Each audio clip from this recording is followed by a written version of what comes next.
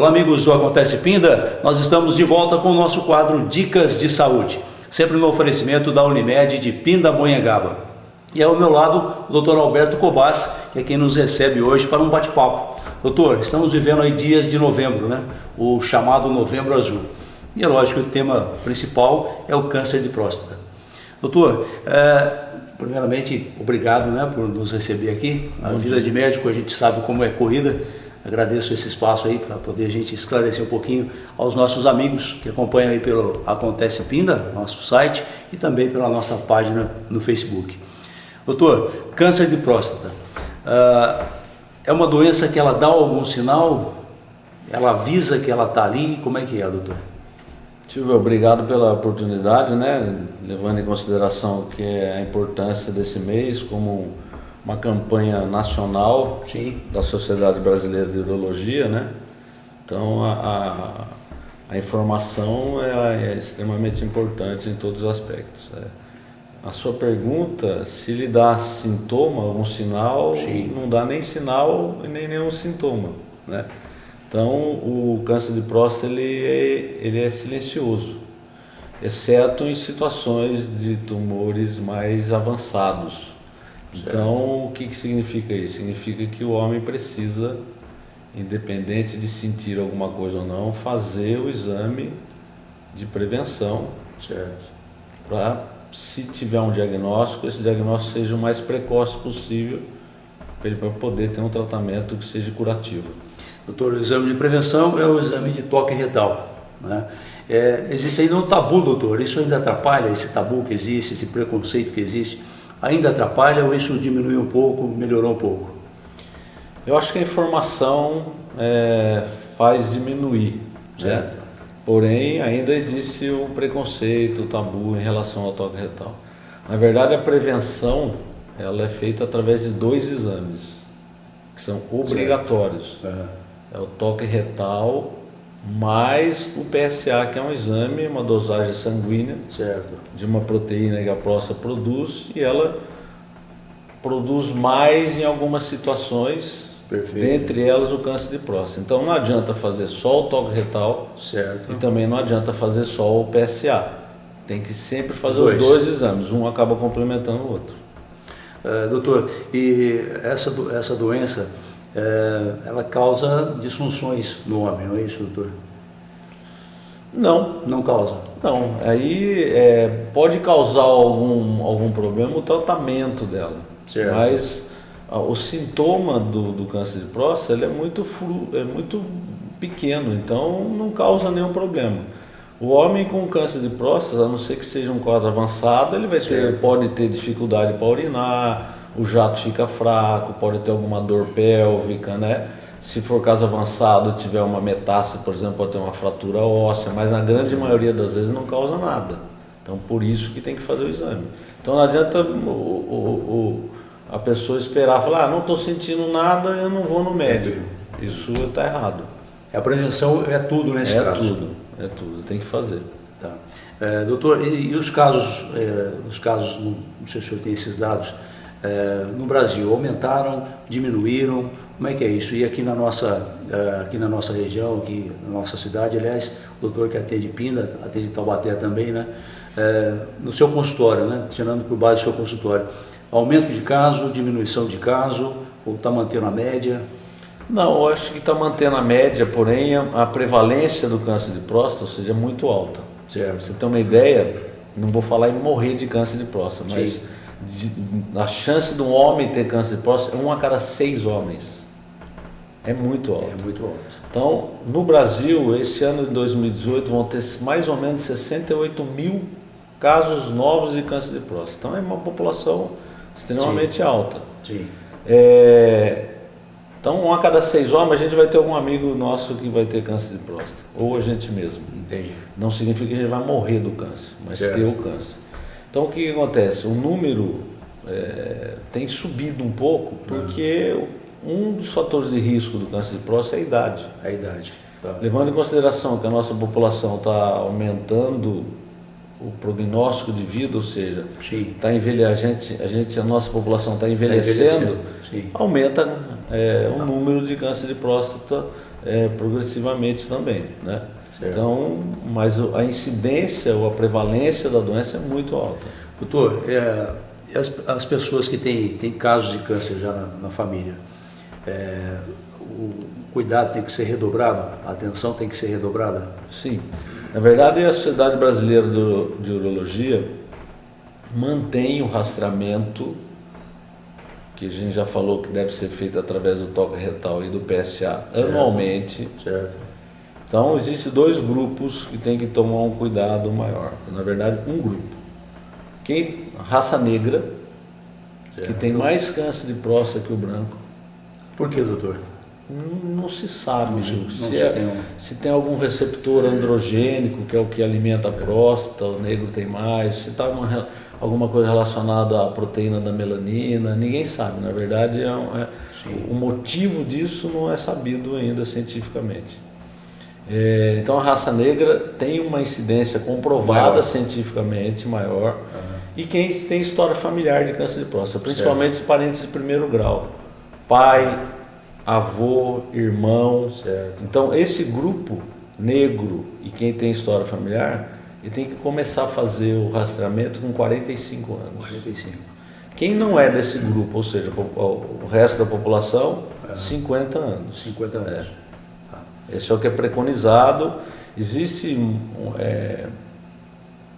2011, 2010, mais ou menos, se falava que o rastreamento não era eficaz, né? Hoje, com esses 9, 10 anos, se viu que quem não faz o rastreamento, a população que não faz o rastreamento, aumenta o risco em 30% de doença avançada, em 3% de óbito relacionado à doença. Então, se voltou um pouco atrás e ainda se preconiza o rastreamento com essa característica, 45 e 50 anos, de acordo com o grupo. Ok. Doutor, o tratamento, como o doutor disse, tem alguns problemas, né? Causa alguns problemas aí no homem. Então, mais do que nunca, a prevenção, como a gente falou, é o mais importante, né? É prevenir do que remediar, né? Sim. Antes prevenir. Doutor, e como é que é o tratamento, né? Vamos falar um pouquinho para aquelas pessoas que ainda tem esse preconceito, não faço o exame de toque retal, faço só PSA, e ele acaba tendo a doença, né, incidindo aí com a doença. E o tratamento, como é que é, doutor? O que pode causar depois desse tratamento? O homem pode ficar impotente, ele tira a próstata, como é que fica? Silvio, na verdade o tratamento vai depender de um monte de fator, né? Certo. Hoje, dependendo do tumor, primeiro tem que fazer a biópsia, saber que tipo de tumor é, e aí a gente classifica em tumor de baixo risco, de risco intermediário e alto risco. O que significa isso? Baixo risco, provavelmente a pessoa vai ter um câncer de próstata e ele não vai morrer do problema, ou essa doença não vai dar metástase. Certo. Nessa situação, cada vez mais hoje a gente não faz nada.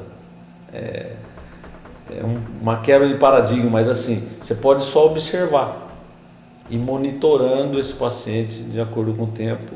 Certo. Isso, óbvio, por quê? Porque o tratamento radical, ele pode trazer algum problema, não que vá trazer algum problema, mas pode trazer um problema. Então, os tumores de baixo risco, que a gente chama de baixo risco de metastizar, ou seja, provavelmente ele vai ter a doença, mas ele não vai morrer daquilo. A gente às vezes não faz nada, faz uma coisa que chama vigilância ativa. Então a gente vigia ativamente a pessoa. Não pode falar, volta, não. Tem que fazer uma vigilância de rotina nesse paciente.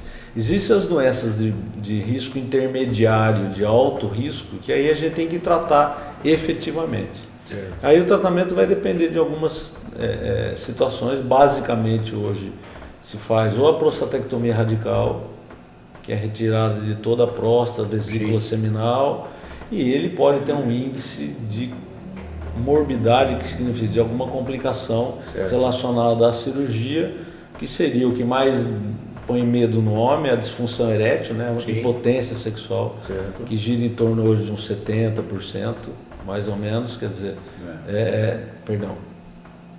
que a pessoa vai ter disfunção erétil em torno de 30% a 40%, ao contrário, ou seja, 60% a 70% não vão ter problema de ereção. Vida normal depois. Vida normal, às vezes com a ajuda de algum medicamento e tal. Sim. E problema de incontinência urinária, de estar perdendo urina, que é baixo.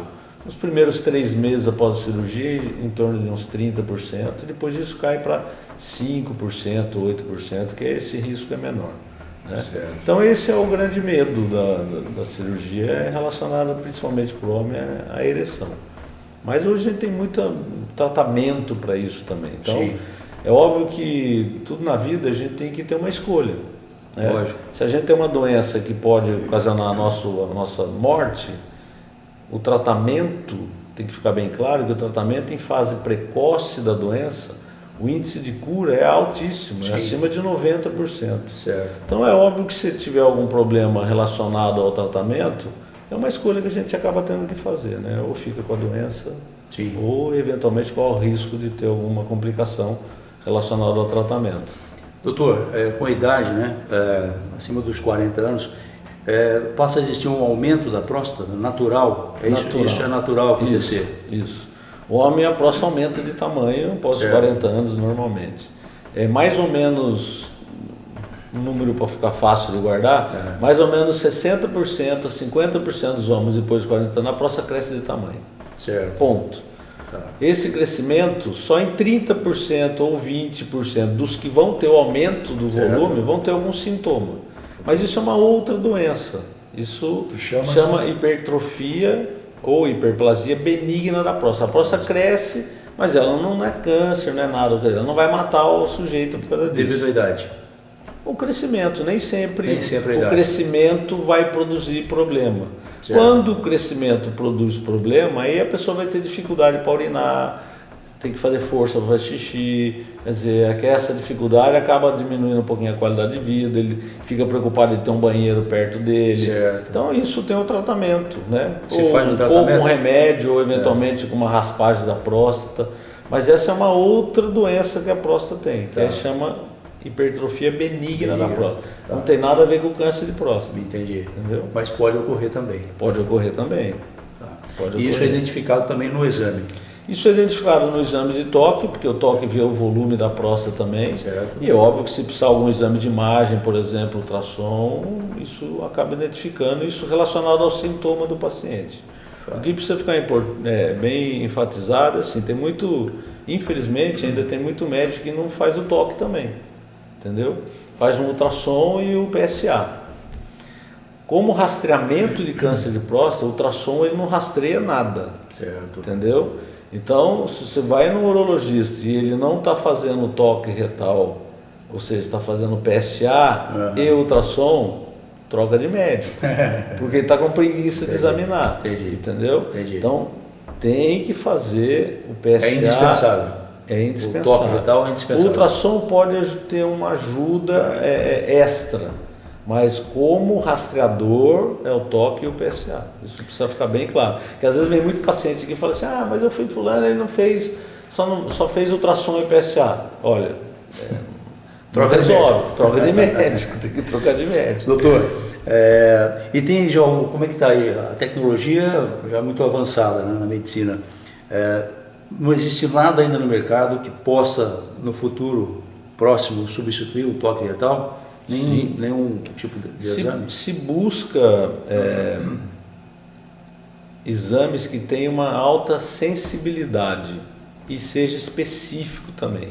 Certo. Então, tem alguns marcadores, tanto sanguíneos como urinários, que estão em desenvolvimento, para eventualmente, se a gente fizer um exame e ele ter a sensibilidade, ser específico para o câncer, eventualmente venha substituir não só o toque retal, como também o PSA.